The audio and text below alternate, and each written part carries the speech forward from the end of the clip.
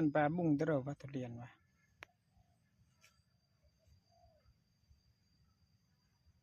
ไปจากหาจา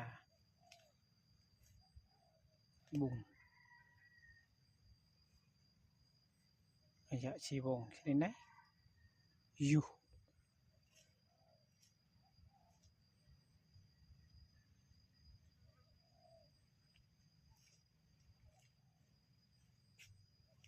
เป็นอาจอเท่ๆไปเป็นอลิต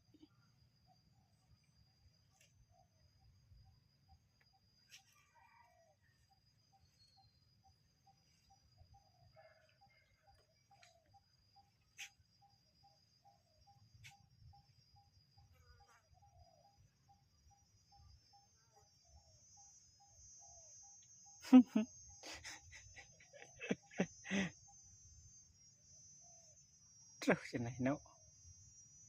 ก็แค่ดังตั้งไม่ตีเลยใช่ไหมใช่ไหมกับบืนบาทไหนอาจารย์อิจฉาเอกเนี่ยจ่าใช่ไหมอาบุงก็ตัวให้จ่าจะกระตาตะกี้แล้ว